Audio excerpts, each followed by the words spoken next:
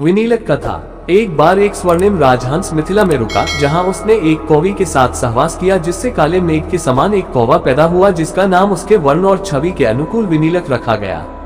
कुछ ही दिनों में हंस और कौवी अलग अलग हो गए और हंस फिर से हिमालय के निकटवर्ती एक सरोवर में वास करने लगा। वहां उसने एक सुंदर हंसी के साथ विवाह कर एक नया घर संसार बसाया। हंसी ने 2 सुंदर सफेद हंसों को जन्म दिया।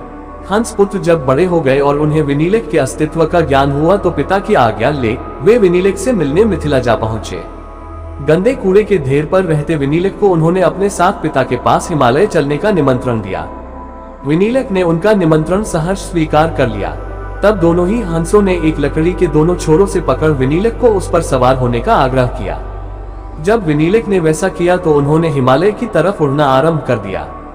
मार्ग में उन्हें मिथिला के राजा विदेह की सवारी दिखाई पड़ी, जिसे 4 सफेद घोड़े खींच रहे थे।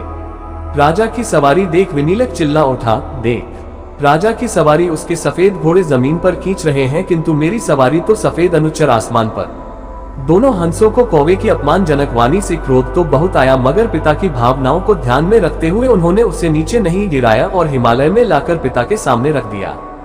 फिर उन्होंने विनीलक के अपशब्दों से भी पिता को अवगत कराया। विनीलक के गुणों को सुन पिता ने अपने दोनों पुत्रों को फिर से विनीलक को मिथिला छोड़ आने को कहा, क्योंकि वह हिमालय पर रहने योग्य नहीं था। तब हंसों ने उसे उठाकर फिर मिथिला पहुंचा आए, जहां वह मलों के ढेर में अपना वास बना कांव कांव करता हुआ रहने लगा।